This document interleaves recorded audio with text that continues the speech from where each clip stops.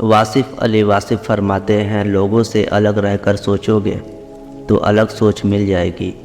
اطمینان عام طور پر تنہائی میں اور خاص طور پر اللہ تعالیٰ کی ذات میں اور خاص کر کے درود شریف میں ہے۔ سب بھکاری ہیں، کوئی عشق مانگتا ہے، کوئی دنیا مانگتا ہے، اور جو یہ سب نہیں مانگتا وہ خواہشات کا ختم ہونا مانگتا ہے۔ شیخ صادق رحمۃ اللہ علیہ فرماتے ہیں، اگر تم اللہ تعالیٰ کی عبادت نہیں کر سکتے تو گناہ کرنا چھوڑ دو۔ قدرت نے دماغ کو دل سے اونچی جگہ دی ہے، اس لیے جذبات کو ہر حال میں عقل کے تابع رکھنا چاہیے۔ حاصل کی ہوئی چیزوں کو تو بچے خود رکھ کر بھول جاتے ہیں، لیکن محرومی اپنا احساس بار بار دلاتی ہے، خاموشی یادوں کو بار بار دہراتی ہے۔ جو شخص روکھی سوکھی کھا کر بھی مطمئن رہتا ہے وہ سب سے بڑا دولت مند ہے، کیونکہ اطمینان فطرت کی سب سے بڑی دولت ہے۔ علم رکھنے والا اگر عمل نہ کرے تو وہ ایک بیمار کے مانند ہے، اس کے پاس دوا تو ہے پر وہ استعمال نہیں کرتا۔ اگر ہم مصیبت کو ایک دوسرے سے بدل سکتے تو ہر شخص اپنی ہی مصیبت کو غنیمت سمجھتا۔ زندگی کا ہر لمحہ نہایت ہی قیمتی ہے، اس کا اندازہ قیامت کے روز ہوگا۔ سب سے بڑا اور بہتر کام وہ ہے جو علم کو استعمال کرتے ہوئے سر انجام دیا جائے۔ اصل ایمان تو یہ ہے کہ اگر انسان کو بے حیائی کا خیال آئے تو اللہ تعالیٰ سے حیا کرے اور اس سے شرمائے۔ انسان خود کو خواہشات کے پتھروں میں چنواتا رہتا ہے، اور جب آخری پتھر اس کی سانس روکنے لگتی ہے تو وہ شور مچاتا ہے۔ ہوس، مال، لذت یہ وجود چھوڑ دی جائے تو یہ زندگی بہت آسان ہو جاتی ہے۔ اس بندے میں کوئی اچھائی نہیں، وہ تعلیم حاصل کرنے کا کوئی شوق نہیں۔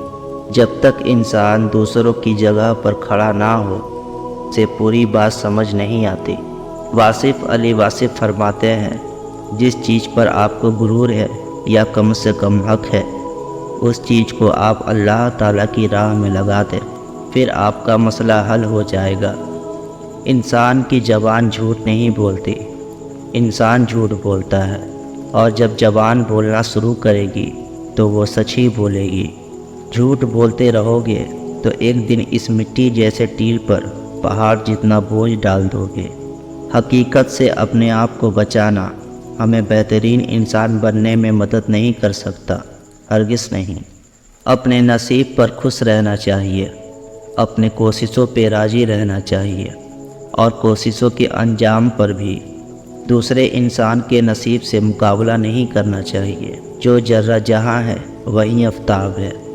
بے حساب مانگو، بلا جھجک مانگو، کیونکہ وہی تو ایک ذات ہے جو واپسی کا تقاضا نہیں کرتا۔ حضرت علی رضی اللہ عنہ فرماتے ہیں، دعا ایک پرندہ ہے اور درود شریف اس کے پر۔ وہ سب سنتا ہے مگر اسے خاص طور پر سنتا ہے جو صرف اسے پکارتا ہے۔ وہ سب کے پاس ہے لیکن اس کے پاس خاص طور پر ہے جو اس کی تلاش میں ہے۔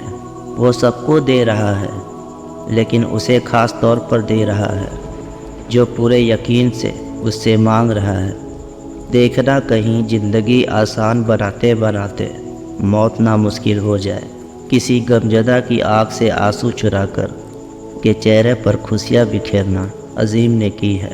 زندگی بغیر محبت کے مصیبت پر مصیبت ہے، اور بغیر حقیق کے حیوانیت ہے۔